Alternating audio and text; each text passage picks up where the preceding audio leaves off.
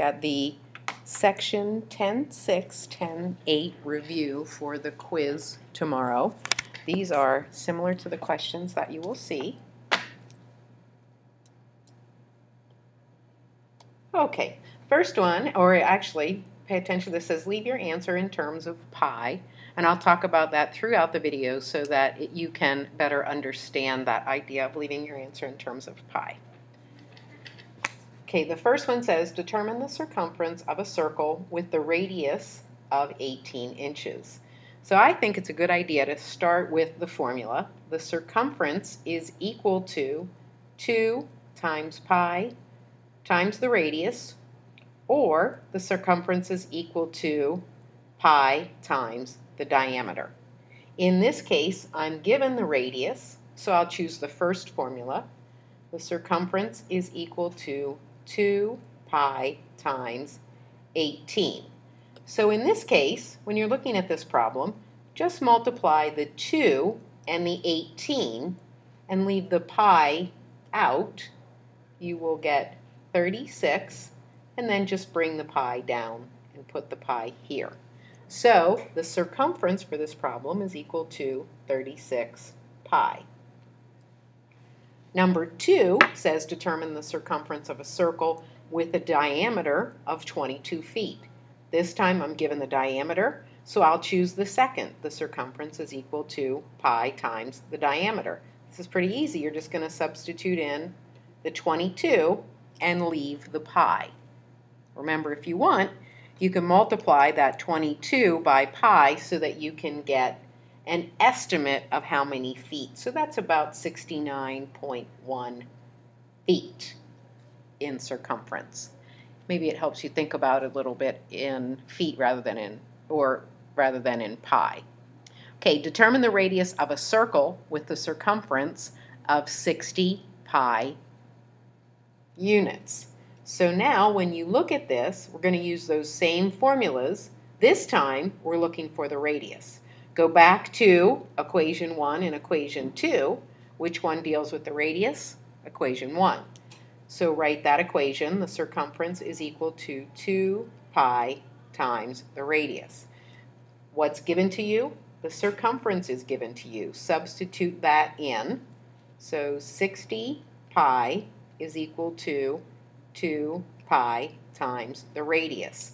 Now remember, you are solving for the radius.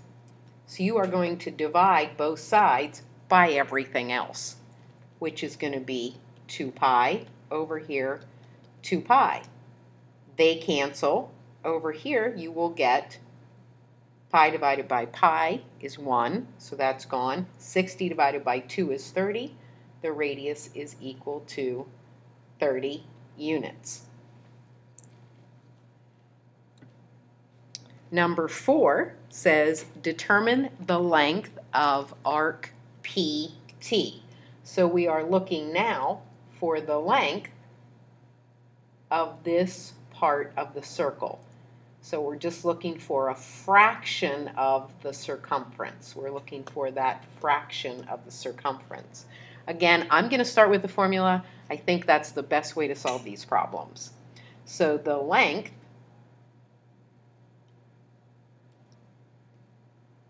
of the arc is equal to the arc measure divided by 360 times 2 pi r. Now substitute in the information you have. You are looking for the length of arc PT. That's equal to the arc measure. Where's the arc measure? It's either here or it could be here as a central angle measure. They're equal, so you can use either. So this is 65 over 360 times 2 pi times the radius, which is 15. You can write this as 65 over 360 times 30 pi. If it helps put that all over 1, that might make it easier to look at. and then take 65 times 30, 2015, divided by 360 pi, and you will get about 5.6, about 5.6 pi. Oops, sorry, 65 times 30 is 1950. I thought I had that a little incorrect. That's 1950. It's going to change just slightly. So 1950 divided by 360, that's going to be about 5.4 pi. So the answer, the length of that part of the circle is 5.4. Next question says, determine the measure of arc dt given the length of dt is 3 pi and the radius is 18 feet. Again, let's start with our formula. The arc length is equal to the arc measure divided by 360 times 2 pi r. Now this time I have the radius and I have the arc length. I need the arc measure x, which is the measure of this arc. Remember, that is going to be in degrees. So I'm told that the arc length is 3 pi and the radius is 18 feet. So the arc length is 3 pi. The arc measure is what I'm looking for, that's x, over 360 times 2 pi times 18. And again, you can put that all over 1 if that helps you look at it. So I have 3 pi is equal to 36 pi x over 360. Now that might look a little confusing, but if you just focus on the real numbers, just focus on the real numbers, take 36 divided by 360 and you get 0.1. So you have 3 pi is equal to 0.1 pi x. Now divide both sides by 0.1 pi. Divide by 0.1 pi. Again, pi divided by pi is 1. They're gone. So you take 3 divided by 0.1 in your calculator and you get x is equal to 30. Remember, that is degrees because that is our arc measure. Number 6, determine the radius of a circle, G, given the length of arc AE equals 6 pi and the central angle measure is 90 degrees. I didn't give you a picture this time because I wanted you to construct that yourself or to draw that yourself. So you have a circle. The center is G. We have a point A and we have a point E.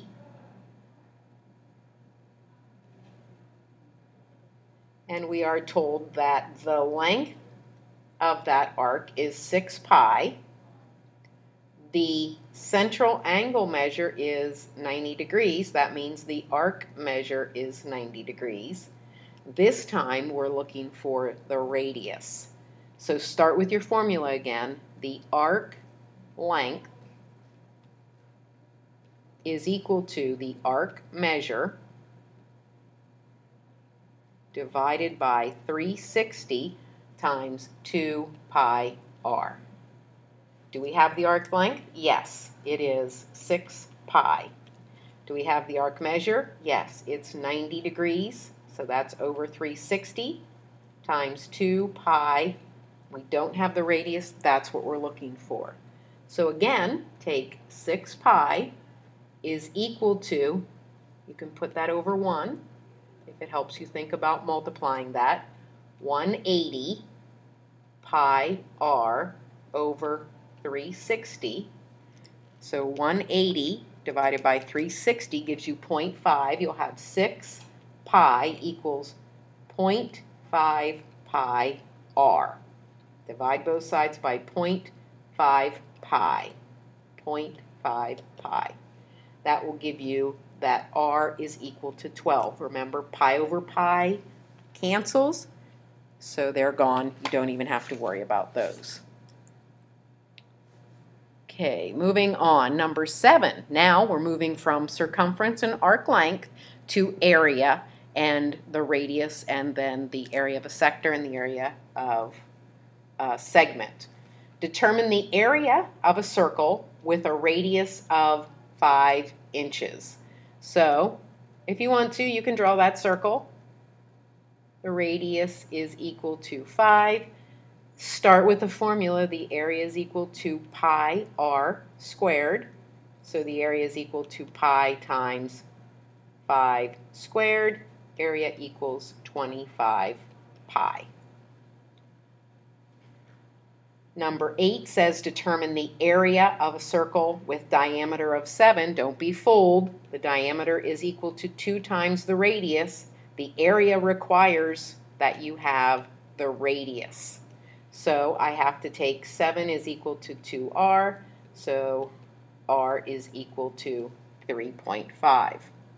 Your formula is the area is equal to pi r squared. Substitute in your 3.5 and square that, so the area is equal to 12.25 pi inches squared. Okay, moving on to number 9. Determine the radius of a circle with an area of 225 pi. So now, here's your formula. Area is equal to pi r squared. The area is given, so substitute that in for A. 225 pi is equal to pi r squared. You're solving for r, so the first thing to get rid of is that pi. Divide pi out of both sides. Then you have 225 equals r squared. Then you take the square root of both sides. Remember, in Algebra 2, you're going to get plus or minus 15, but because this is the radius of a circle, it doesn't make sense to think of it as a negative 15, so the radius is equal to 15. Number 10, determine the area of sector SUM. Again, we're going to go to the formula. The area of a sector is equal to the arc measure divided by 360 times the area of that circle. So it's just like saying I'm going to find the area of the circle and I'm going to multiply it by a fraction. Remember, a sector, you can think of a sector, if you had a pizza, as one slice of pizza. So now you have your formula. Just substitute in the information that you have. So sector, the area of sector SUM is equal to the arc measure. Remember, you're given the central angle measure, but that arc measure is the same.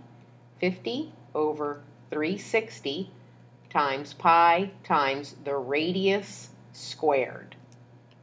So you have 50 over 360 times 196 pi. You can put that over 1. Take 50 times 196, and you will get 9,800 over 360 times pi. 9,800 divided by 360 is 27.2, repeating pi. If you wanted, you could leave that in terms of a fraction, 27 2/9. Next one's going to get a little tougher now. Determine the measure of arc SX, or SU. So we're looking for X, the arc measure. We're given the area of the sector, and we are given the radius. Again, start with your formula. The area of the sector is equal to the arc measure divided by 360 times pi r squared. I have the area of the sector, 4.5 pi. That's equal to the arc measure, that's what I'm looking for, x, over 360 times pi r squared. So I have 4.5 pi is equal to 81 pi over 360. So 81 pi x over 360. Again, focus on just the real numbers for that. So I have 4.5 pi is equal to 81 divided by 360, 0.225 pi x. You are solving for x, so divide both sides by 0.225 pi, 0.225 pi. Again, pi over pi, they cancel, so I have 4.5 divided by 0.225, and that gives me that x is equal to 20. Remember, that's an arc measure, so it is in degrees. Number 12, determine the radius of circle U given the measure of arc SM is 40 and the area of the sector SUM is 81. Again, start with the formula. The area of a sector is equal to the arc measure divided by 360 times pi r squared. I have the area is 81 pi, so I'm going to substitute that in. The arc measure is 40 degrees over 360 times pi. I'm looking for the radius, r squared. So I have 40 divided by 360, 81 pi equals 0.111111 pi r squared. And you want to put that in your calculator when you're dividing because it'll give you a nice integer. It'll give you a nice number. I'm going to divide both sides by 0.11111111 pi. That's repeating. And this side as well, 0.11111111 pi. The pi's cancel, so 81 divided by 0.111. You can go all the way out in your calculator with those ones, and you will get 729 is equal to r squared. Now, the first thing you want to check is that a perfect square? So take the square root of 729 and voila, it's plus or minus 27. But we know that negative doesn't make sense, so the radius is 27 units. Okay? Moving on to number 13. You have quadrilaterals D, E, G, F, and H, I, J, K. They are squares, and DE is 4. So that means all of those sides are 4. Then it says determine the area of the circle. So when you look at that, the center of the largest, or the center of those squares is also the center of the circle. That gives me a radius of 2. So the area of this circle is pi r squared, or 4 pi is the area of the circle. And then it says determine the area of HIJK. So let's take a look at that. If I have, these are both radii, and they are each 2, right? This would be a 90-degree angle, and that would give me a 45, 45, 90. Remember, the relationship between the hypotenuse is the leg times root 2. So that means that the side of this square is 2 root 2. It's a square, so therefore the area is equal to the side squared. Area is equal to 2 root 2 squared. Remember, that is 2 root 2 times 2 root 2. You multiply what's outside together to give you a 4. What's under the radicand together also gives you a 4. Square root of 4 is 2. That becomes 4 times 2, which is 8. So that is 8 units for the smaller square. So then it says determine the area between Hij, and the circle. So we are looking at this area here, here, here, and here. And to get that, we will subtract the area of the square. We'll take the area of the circle minus the area of the square. So that would be the area of the circle is 4 pi minus 8. Remember, when you do that, you have to take 4 times pi and get a decimal. 12.6 minus 8 is going to give us 4.6 units squared. That's the area between the small square and the circle. D then asks you to determine the area between the circle and the large square. So that's going to be the circle, and the large square is going to be this region. So we'll need the area of the large square. So the area of the large square is going to be equal to side squared, which is 4 squared, 16. So the area between the two will be 16 minus 4 pi. So that's 16 minus that 12.6, or 3.4 units squared. Oh, looks like we've lost a few in this. Let's see. Oh, no. Here's number 14. If you look at number 14, hopefully you see several shapes that you can come up with. This is the center. I guess there was a little confusion earlier. This is the center of that circle. If that's the center, then you know that these two lengths are congruent. That makes that 4 feet.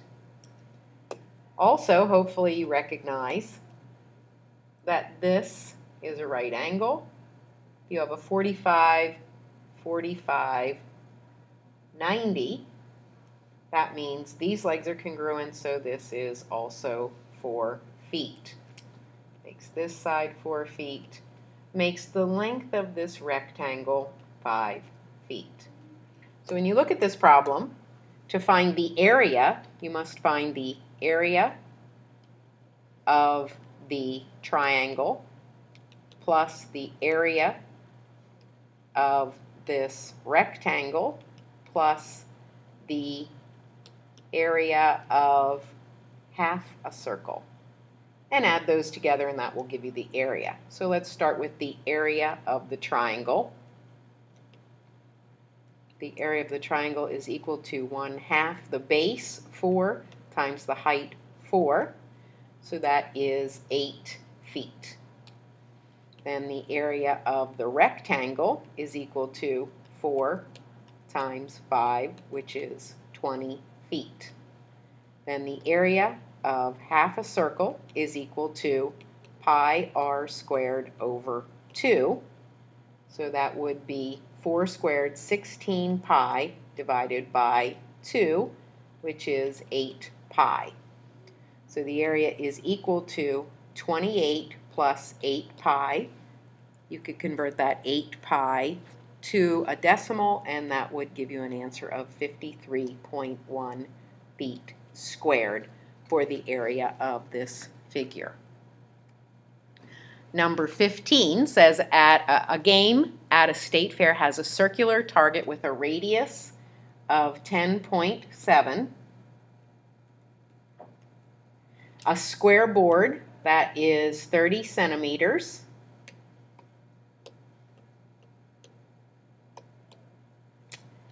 And it says players win prizes if they throw a dart and hit the circular area only. What is the probability of a player winning with one dart? Remember, the probability is P, and that's hitting the circle in the circle. Your dart lands in the circle. So you have the favorable region. The favorable region is the circle. So that is the area of the circle, pi times 10.7 squared, over the possibility, and the possibility is the entire board, 900 centimeters. So when you multiply, or you take 10.7 squared times pi, you will get 359.7 over 900, and that comes to about 40%. This is another number 15. Let's make that number 16. Sorry about that. And I think I have to shade my regions. I think it's shaded on your paper. Okay, you might have thought that I hadn't given you enough information for this, but remember, this is a probability problem, so it's a ratio problem, and the ratio would be the same no matter what number you chose to substitute as the radius of the circle. So let's take a look at this problem. It says a dart is thrown at a board shown below. The dart hits the board at a random point. What is the probability it will land in the shaded region?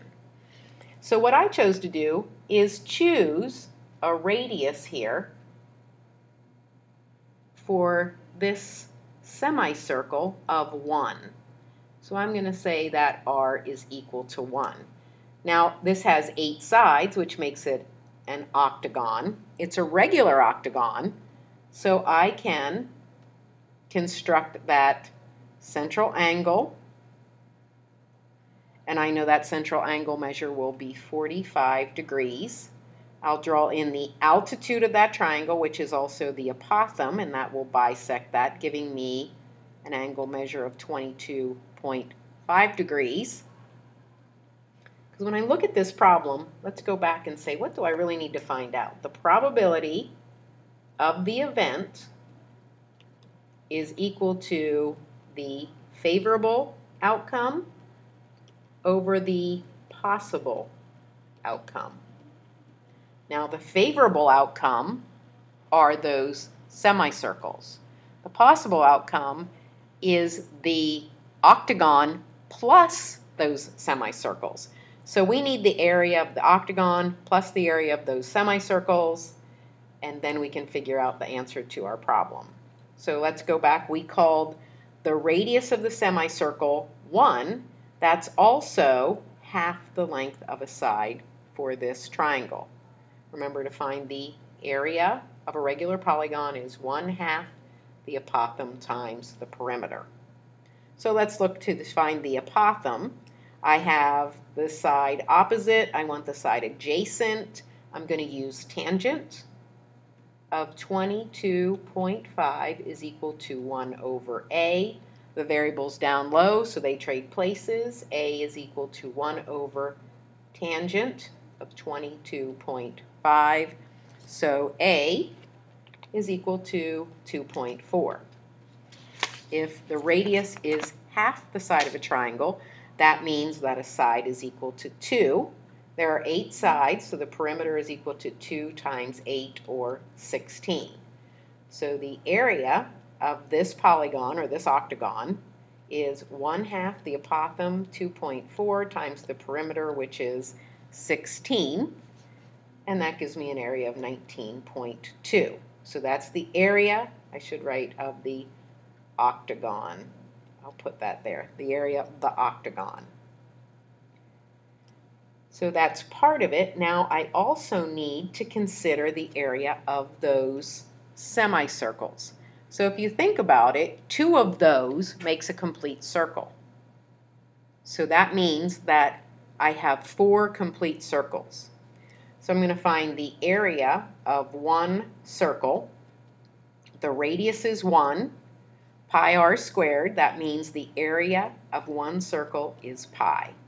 We said we have 4 circles, so that's going to be 4 pi as the area of our circles.